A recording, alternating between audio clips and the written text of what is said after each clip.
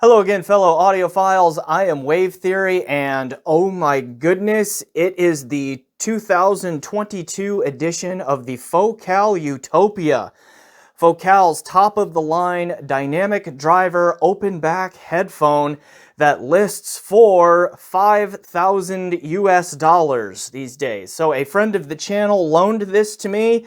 It took it a while to get here. There were some shipping issues, so that delayed it a bit, but here it is. So this video will be my first impressions and also an announcement that, hey, I have this in for review, and that's exciting. And furthermore, another friend of the channel very graciously loaned me his original Focal Utopia. So I will have that in here for comparison as well. So, because these are loans and I have no affiliation with Focal, all of the thoughts and opinions you are about to hear are mine and mine alone. So, let's do shameless self-promotion, and then we will get into the first impressions. Hey, thanks for watching this video. Please remember to hit that like button, and if you haven't, please subscribe. Also, I have a Patreon set up so that you can help support me on a monthly basis, and I've set up a PayPal donation so that you can help me out in that way too if a monthly subscription does not make sense for you. Links for all of that, including the benefits, in the description below. Please check those out. All right, on with the show. All right, so the 2022 iteration of the Focal Utopia, the update to Focal's flagship model in their line of dynamic driver headphones. Now, I'm not going to go in and out on the features on this here in this first impressions video. I will save that for the full review. But, I mean, I do want to comment briefly on a couple of really noticeable changes. Like, they did change the overall aesthetic a little bit. Like, it's still a Utopia, okay, but it does look just a little bit different. Like, the grill pattern is a little bit different. The Focal logo thing right here on top of this mesh that's right on the back side of the driver is a little bit different here and all of that. So, I mean, aesthetics, you can go either way. Of course, beauty is always in the eye of the beholder and all of that, but I just thought that was worth mentioning here. And then also, the cable entry system. On the original Utopia, we have this sort of special housing right here for the cable entry. And on the new Utopia, or the Newtopia, as I've been calling it, we have this flush-mounted jack right here on either cup. And all that is also angled a little bit more forward so that when it's on your head and you have wires plugged into it, they stick forward a little bit, kind of like they do on the Odysseys. Or Beyerdynamic does this a lot, Hi-Fiman's to a degree, but then that keeps the wire off of your shoulders a little bit.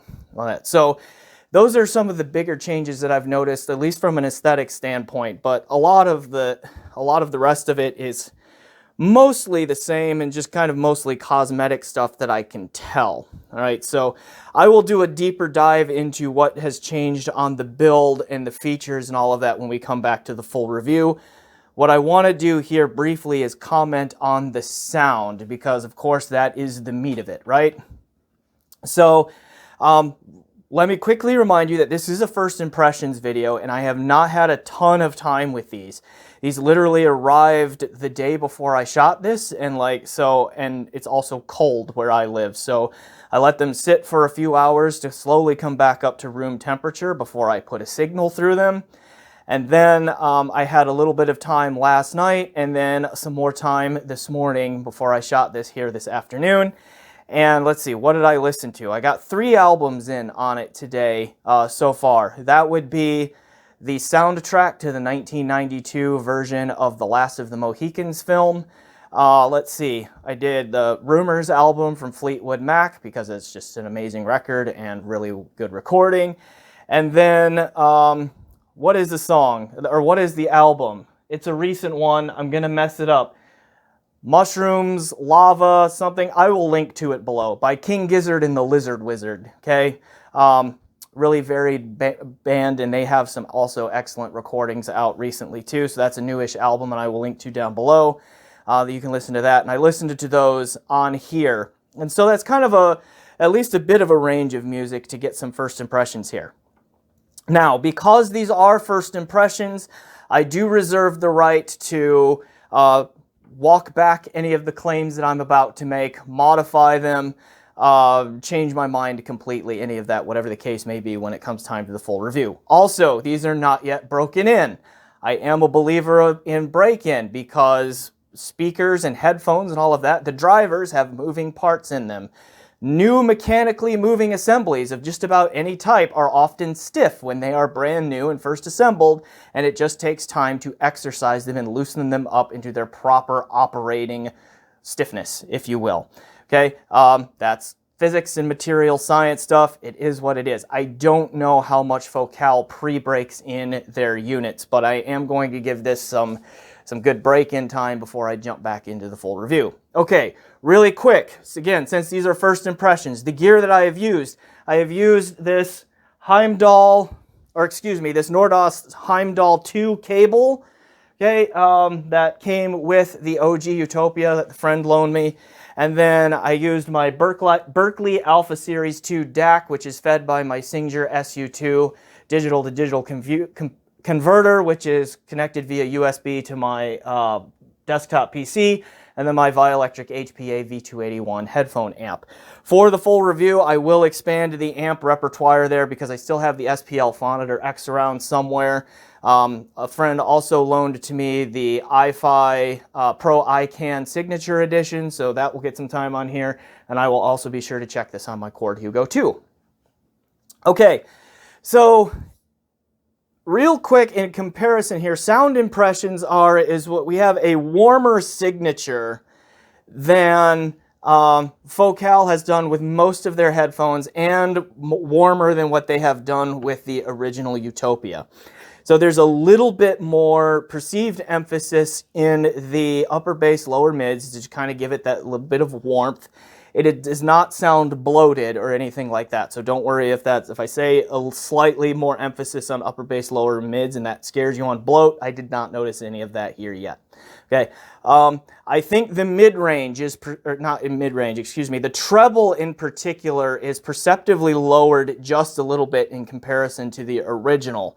So in the lower treble, where there could at times be a little bit of bite, kind of that Focal metalliciness, in the original Utopia, I have not noticed that in the new version. It is a little smoother through that range.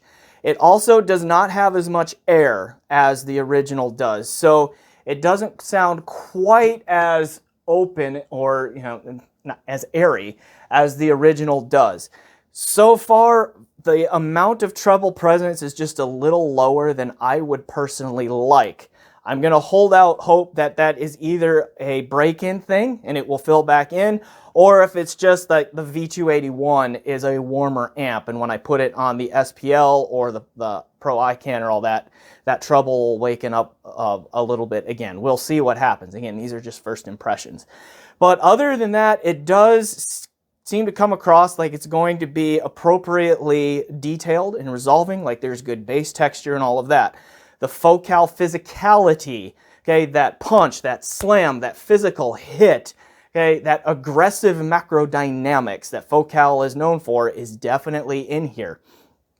Okay, the spatial presentation has not grabbed me in any particular direction yet. It's definitely not huge and expansive. It's definitely not small. I am picking up pretty good imaging and placing things in the soundstage with the like localizing and all of that with reasonably good separation around those sonic images. Is that as good as it's going to get? We'll see. That usually cleans up with break-in because some of those subtle more details that help with spatial effects smoothen out a little bit with break-in. So we'll see where that goes. But I'm not hearing anything that alarms me on that. I think it's going to be solid and top of the line worthy there. I think the timbre is fairly good and natural. Focals, in my opinion, have struggled with natural timbre. Radiance is really good. The original Utopia is pretty good, and then the rest of them are just kind of not so great. But this one is definitely up there. Like it's one of their better ones, which we should expect for a top of the line model. But again, these are really initial impressions, and again, this video is also just kind of an announcement that, hey, I have this, and stand by for the full review and a detailed comparison with the original Utopia. So I'm going to go ahead and leave it there. Please remember to like, subscribe, check out my PayPal, check out my Patreon, and all of that. So thanks for watching this video, and as always, enjoy the music.